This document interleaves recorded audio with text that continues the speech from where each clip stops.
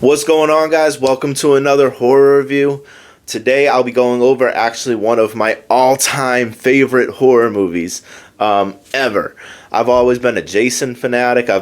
He's always been my favorite of all the old school icons. And so today I'll be going over Friday the 13th Part 6, Jason Lives. Now this one was another 80s, 1986, another big slasher film in the genre, and this one is kind of interesting for the fact that one you don't see Jason, 2 through 4 you see Jason, but he's alive. He's not dead yet. You know, he's still just a crazy killer going out and murdering people at the Camp Crystal Lake. So 4 is when he dies. 5 doesn't have him in it at all. And this is the first one where he comes back as more of a living dead supernatural being. So the story takes place about 15 years after 4. Because Tommy, who was the original, the one that killed him in 4, took him out. And he's having these flashbacks, he's having these nightmares, he's been institutionalized, he's having all these things with Jason that he can't get over. So he needs to go and he needs to see that Jason is actually dead. He needs to go and get some closure. So he goes with one of his friends to the grave site where Jason is. They dig him up, they see he's dead. He is just worms, bone and worms. He's deteriorated quite a bit because I would assume it's been about 15 years. They don't give a timestamp, but it would be around that time period because Tommy in this looks like he's in his early 20s, and in 4, Tommy was young. He had to be, I don't know, somewhere between 10 and 12. So there had to be about a time gap right there. So anyway, so he goes, and now he's like having these flashbacks. So he throws the mask at Jason, and he starts taking a rod, and he starts hitting Jason with this rod, as in just trying to get some heavy closure, almost like I could imagine those rage rooms, you know, those rage rooms just beating the hell out of him just to get some closure. Well, the problem with that is, even though Jason wasn't immortal in 4, there is some sort of supernatural being looking over Jason, I feel like. And a lightning ends up shooting the rod, and it just completely brings Jason back to life. So from there, Jason goes and kills the friend. Tommy ends up getting away.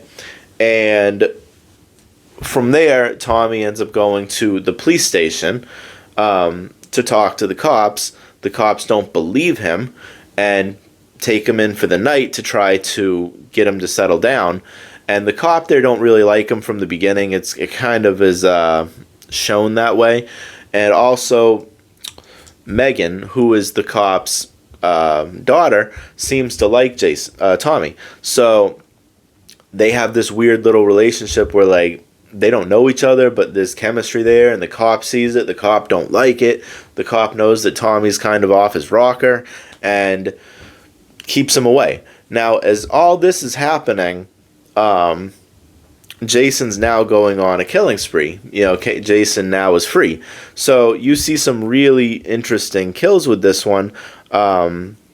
He uses a fist, he uses a spear, he uses a machete, he uses his brute strength. One scene, he takes the person's arm, flings him, and the arm completely falls off, and that's where he gets the machete. And then the person that he flung ends up hitting a tree, dying from a tree, and you see the face implant of blood all on the tree. The very first kill, he used the brute strength on Tommy's friend, just using a straight fist, going right through him.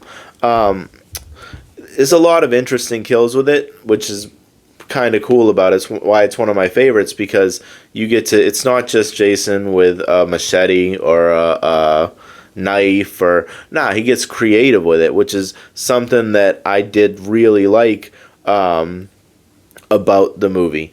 So what ends up happening is the cop ends up taking Tommy and telling him just leave, don't come back, and you won't be in trouble. Well, now they're starting to see these murders happening. So now the cop is assuming that it's Tommy. So now they're going to look for Tommy again to try to bring him in as the murderer. Well, now things are starting to pick up with Jason even more. So Jason's walking around the campsites, killing these people. He's killing this group.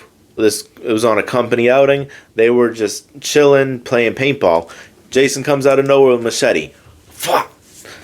Cuts all 3 of their heads off at once. That was one of my favorite kills in the movie, because it was just more of the just savageness of Jason.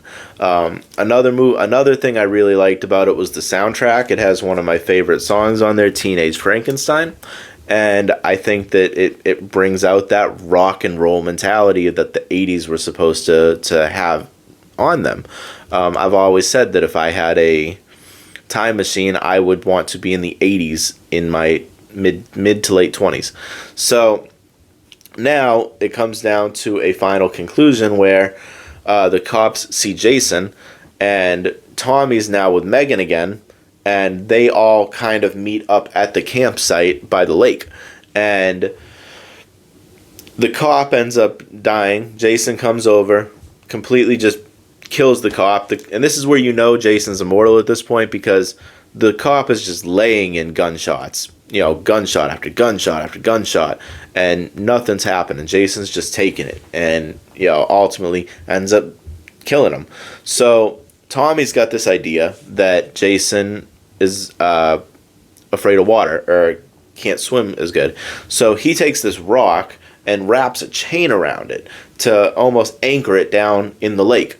And he convinces Jason, once he breaks into one of the rooms, and was gonna it's kind of questionable if he was gonna kill a bunch of kids that were at the cabin. We don't know if he was gonna kill them or not. I don't think he is. And for the reason I don't think he is there was one scene earlier on where he's looking for people to kill, and he walks into this room with all the kids at the cabin, but they're all asleep. He sees they're alive, but he doesn't touch them, which goes back to the theory of Jason's really not bad. It's just Jason is a representation of maybe nature and the rules of horror. It's like, you mess up, you gotta die. That's just how horror works. So he sees the kids are pure, so he left them alone. Now that's why I don't think he was going to do anything. So he ends up seeing Tommy and reaching to go to the lake, and they're fighting now on a boat. Tommy's able to get the upper hand on him, wraps his neck around in the chain that he made, and drowns Jason. And that's where the movie kind of leaves off, ends right there. Tommy ends up getting back on the land. He survives, and they kind of go to credits, and you see Jason just chilling at the bottom of the lake. Again, I really do like this movie. I like this movie for a couple reasons. One, because it is the first movie where you see immortal Jason. He isn't just a person anymore. And it shows that because in 2, 3, and 4, he runs or very fast walks. And in this one, he's just very methodical, very slow-paced. He's, he'll get there. He'll get there. But you definitely tell he's not human anymore. That's one of the things that I really liked about it. Another thing is I really liked the actors for this one. There have been 3 different actors for Tommy, and I think that this was probably the best version of Tommy that we got in the whole series. Also, this is my favorite Jason. I like the way this guy portrays Jason. I think that the way he walks, the way he moves, the way he does the kills, I think that it's arguable, because I know a lot of people like Kane Hodder. I like Kane Hodder myself. He's my second favorite Jason. But C.J. Graham is the one that played him in this one, and I think that he's probably my favorite Jason. As far as like gore, you don't see a lot of gore in it because it's more Jason getting those quick kills, because that's how the Friday the 13th franchise has always been. It's not like Art the Clown or Terrifier where it's like gore on gore on gore. It's just Jason comes in, does a quick kill, you see the dead body with a little bit of blood, and you enjoy what it's worth. And so I definitely think that that's another good thing about it. I rank it a 5 out of 5 because it's my personal favorite out of all the series. I definitely recommend that you should check it out, because if you haven't seen any of the Friday the 13th, what are you doing? First of all, but yeah, definitely check this one out. It's worth it. It is one of the best Jason movies, really, out of all of them. And enjoy. Peace.